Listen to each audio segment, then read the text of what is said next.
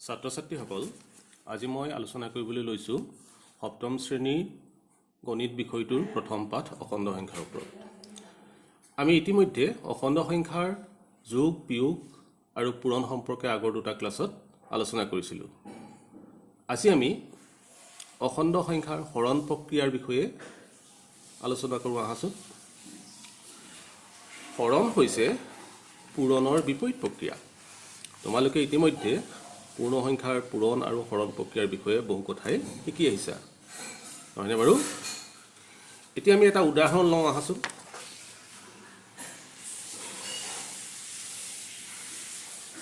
পূৰ্ণ সংখ্যাৰ পূৰণৰ এটা আমি উদাহৰণ লৈছোঁ। 5 পূৰণ 3 সমান কিমান হ'ব? 5 3 গুণ 15, নহয়নে বাৰু? এতিয়া 5ৰ লগত 3 পূৰণ কৰিলে আমি কিমান পাইছোঁ? পূৰণফল 15 পাইছোঁ। এতিয়া এই উক্তিটো আমি হৰণ প্ৰক্ৰিয়াত কৰি চাওঁচোন।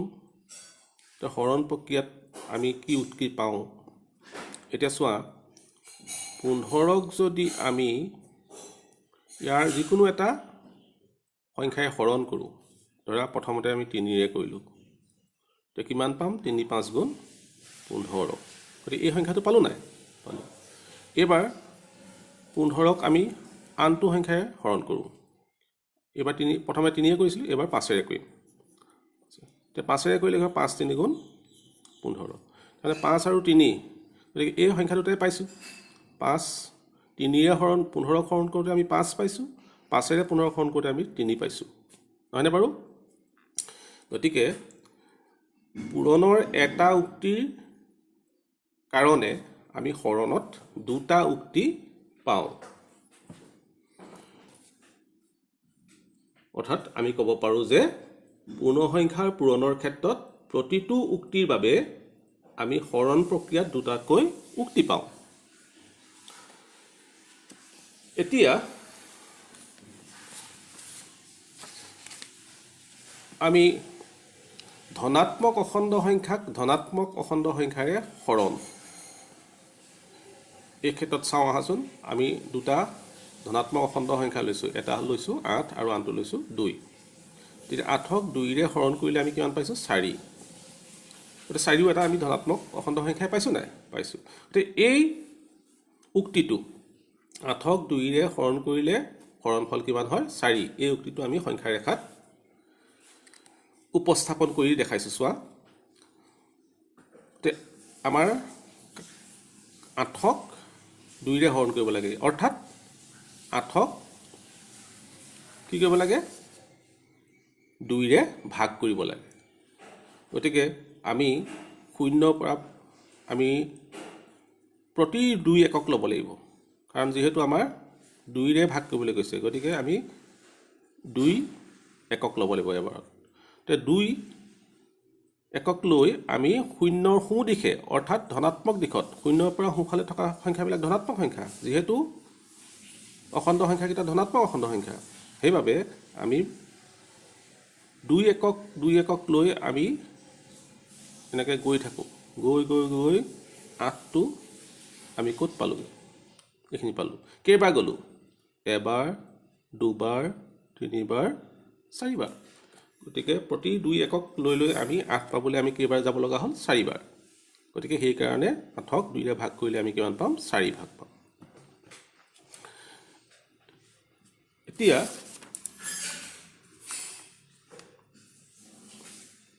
আমি ক'ব পাৰোঁ যে দুটা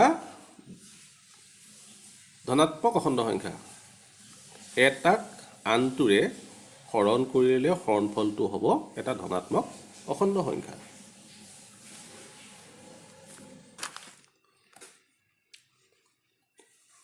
এইবাৰ আমি দ্বিতীয়টো চাওঁচোন। এটা ধনাত্মক অখণ্ড সংখ্যাক এটা ঋণাত্মক অখণ্ড সংখ্যাৰে হৰণ, আৰু এটা ঋণাত্মক অখণ্ড সংখ্যাক এটা ধনাত্মক অখণ্ড সংখ্যাৰে হৰণ।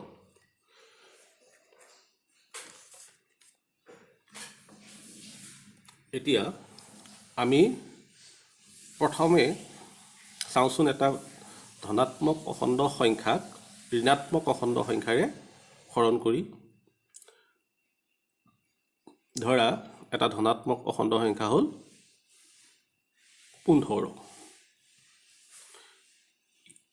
এই 15 সংখ্যাটো ধনাত্মক অখণ্ড সংখ্যাটোক আমি এটা ঋণাত্মক অখণ্ড সংখ্যাৰে হৰণ কৰি চাম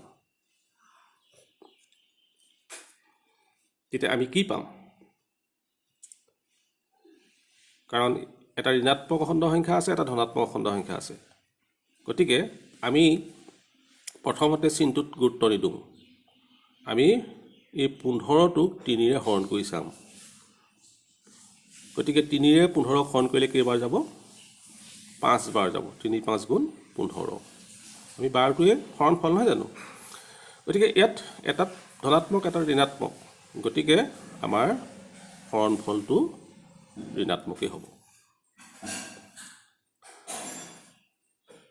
আনহাতে এটা ঋণাত্মক অখণ্ড সংখ্যাক এটা ধনাত্মক অখণ্ড সংখ্যাৰে চাওঁ এইটোকে আমি ললোঁ এটা এবাৰ 15 টো ঋণাত্মক অখণ্ড হিচাপে লৈছোঁ আৰু 3 টো ধনাত্মক অখণ্ড হিচাপে লৈছোঁ এতিয়া ঋণাত্মক অখণ্ড সংখ্যাটো ধনাত্মক অখণ্ডৰে হৰণ কৰিলে আমি চাম যে 3 5 গুণ 15 ইয়াত এডাল মাইনাছ চিন আছে গতিকে আমি হৰণফলৰ আগত মাইনাছডাল দি দিব লাগিব গতিকে ইয়াৰ পৰা আমি গম পালোঁ যে এটা ধনাত্মক অখণ্ড সংখ্যাক আনটো ঋণাত্মক অখণ্ডৰে হৰণ কৰিলে আমাৰ হৰণফলটো হ'ব ঋণাত্মক অখণ্ড সংখ্যা আনহাতে এটা ঋণাত্মক অখণ্ড সংখ্যাক এটা ধনাত্মক অখণ্ড সংখ্যাৰে হৰণ কৰিলেও তাৰ হৰণফলটো ঋণাত্মক অখণ্ড সংখ্যাই হ'ব এবাৰ এটা ঋণাত্মক অখণ্ড সংখ্যাক অন্য এটা ঋণাত্মক অখণ্ড সংখ্যাৰে হৰণ আমি চাওঁচোন আহা ধৰা এটা লৈছোঁ আমি ঋণাত্মক অখণ্ড সংখ্যা 21 -21 ইয়াক আমি -7ৰে হৰণ কৰোঁ দুইটা ঋণাত্মক অখণ্ড সংখ্যা তেতিয়া আমি কি পাম তেতিয়া আমাৰ দুইডাল মাইনাছ আছে গতিকে মাইনাছ আৰু মাইনাছ আমাৰ কটাকটি যাব তেতিয়া আমাৰ কি হ'বগে প্লাছ হ'বগে আৰু হাতে 21ক হৰণ কৰিলে ক'বা 3 বাৰ গতিকে আমি দুটা ঋণাত্মক অখণ্ড সংখ্যাক এটাক আনটোৰে হৰণ কৰিলে আমি সদায় হৰণফলটো কি পাম ধনাত্মক অখণ্ড সংখ্যা গতিকে আমি গম পালোঁ যে এটা ধনাত্মক সংখ্যাক এটা ধনাত্মক অখণ্ড সংখ্যাৰে যদি হৰণ কৰোঁ সদায় তেতিয়া তাৰ মানটো হ'ব ধনাত্মক অখণ্ড সংখ্যা হৰণফলটো ধনাত্মক অখণ্ড সংখ্যা আনহাতে এটা ঋণাত্মক অখণ্ড সংখ্যাক এটা ধনাত্মক অখণ্ড সংখ্যাৰে হৰণ কৰিলোঁ তাৰ হৰণফলটো হ'ব ঋণাত্মক অখণ্ড সংখ্যা আনহাতে এটা ঋণাত্মক অখণ্ড সংখ্যাক এটা ধনাত্মক অখণ্ড সংখ্যাৰে হৰণ কৰিলোঁ এটা ধনাত্মক অখণ্ড সংখ্যাক এটা ঋণাত্মক অখণ্ড সংখ্যাৰে হৰণ কৰিলোঁ হৰণফলটো ঋণাত্মক অখণ্ড সংখ্যাই পাম আৰু এটা ঋণাত্মক অখণ্ড সংখ্যাক এটা ঋণাত্মক অখণ্ড সংখ্যাৰে যদি আমি হৰণ কৰোঁ তেতিয়া আমাৰ হৰণফলটো সদায় ধনাত্মক অখণ্ড সংখ্যা হ'ব তোমালোকে এই কথাটো তিনিটা মনত ৰাখিবা এবাৰ আমি হৰণ প্ৰক্ৰিয়াত অখণ্ড সংখ্যাৰ বিধিসমূহ চাওঁ হৰণ প্ৰক্ৰিয়াত অখণ্ড সংখ্যাৰ বিধিসমূহ চাওঁ হৰণ সাপেক্ষে অখণ্ড সংখ্যাৰ আবদ্ধ বিধি ইতিমধ্যে তোমালোকে পূৰ্ণ সংখ্যা ক্ষেত্ৰত আবদ্ধ বিধিবিলাক শিকি আহিছা এতিয়া আমি হৰণৰ ক্ষেত্ৰত অখণ্ড সংখ্যাৰ আবদ্ধ বিধিবিলাক চাওঁচোন কি হয় ধৰা এটা সংখ্যা ল'লা -56 এটা ঋণাত্মক অখণ্ড সংখ্যা ইয়াক আমি আন এটা অখণ্ড সংখ্যাৰে হৰণ কৰোঁ 7 এইটো ধনাত্মক অখণ্ড সংখ্যা ধৰা এতিয়া আমি কি পাম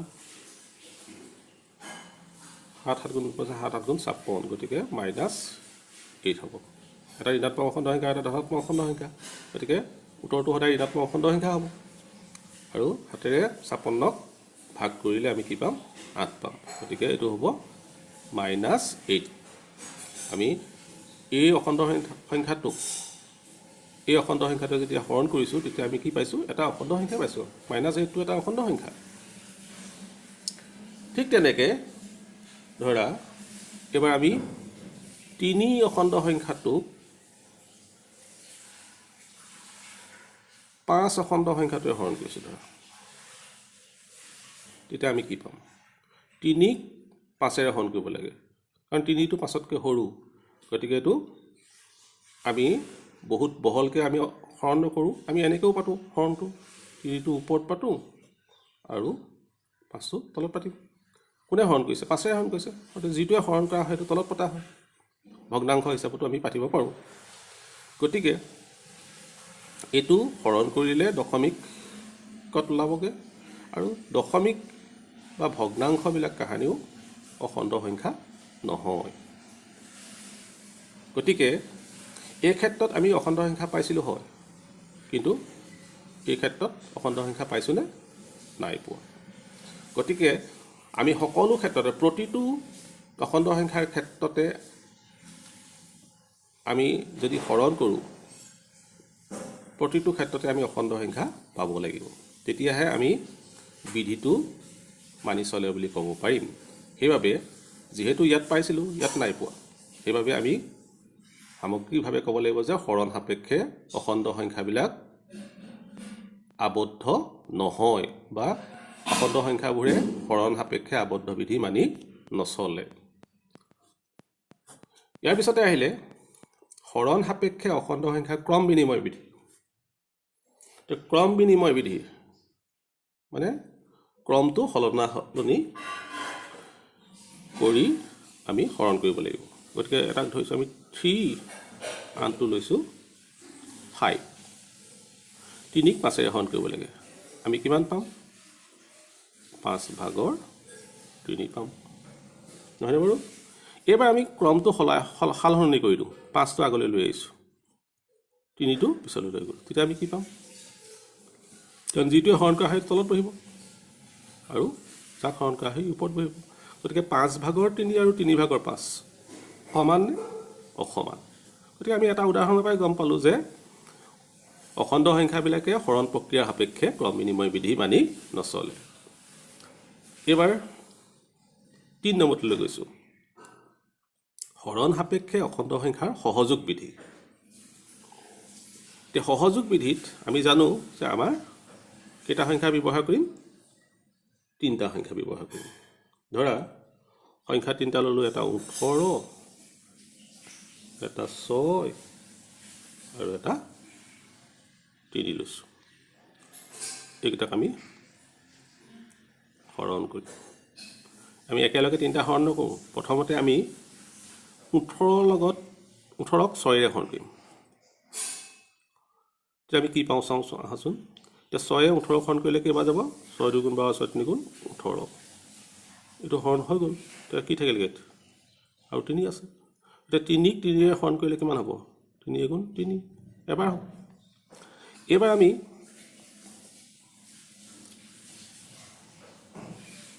আকৌ দ্বিতীয়টো আৰু তৃতীয়টো আমি প্ৰথমতে হৰণ কৰিম, প্ৰথমটোৰ লগত দ্বিতীয়টো নকৰোঁ, দ্বিতীয়টোৰ লগত তৃতীয়টো হৰণ কৰিম। কি ওলাই চাওঁ আহাচোন। প্ৰথম 18 পাতিলোঁ হৰণ।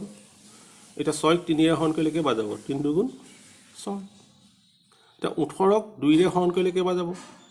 2 9 গুণ 18। গতিকে ইয়াত প্ৰথমতে 18ক 6ৰে হৰণ কৰি শেষত আমি 3 হৰণ কৰিছিলোঁ, তেতিয়া আমি কি পালোঁ? 1।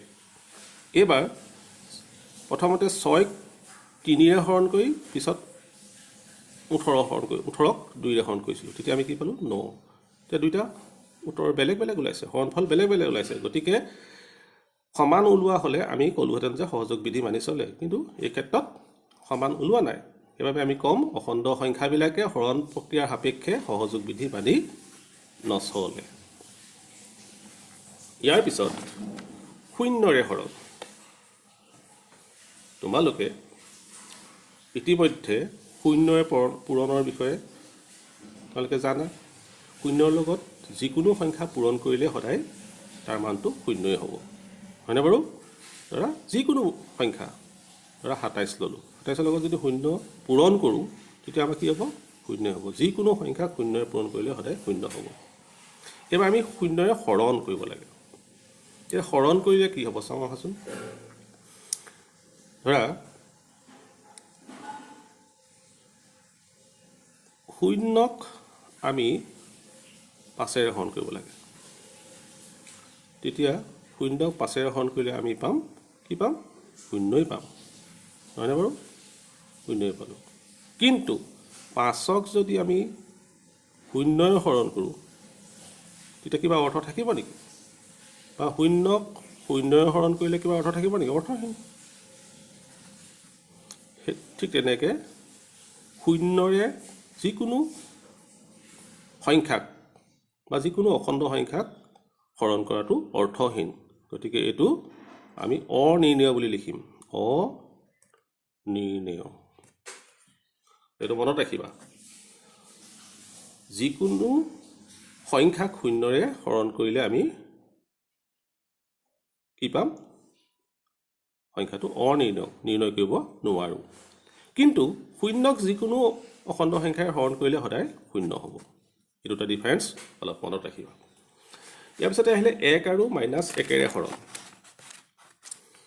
এতিয়া আমি পূৰ্ণ সংখ্যাৰ ক্ষেত্ৰত বা অখণ্ড সংখ্যাৰ ক্ষেত্ৰতো আমি জানো যে 1ৰ লগত যিকোনো অখণ্ড সংখ্যা পূৰণ কৰিলে বা যিকোনো অখণ্ড সংখ্যাৰ লগত 1 পূৰণ কৰিলে সদায় আমি সেই অখণ্ড সংখ্যাটোৱে পাওঁ হয়নে বাৰু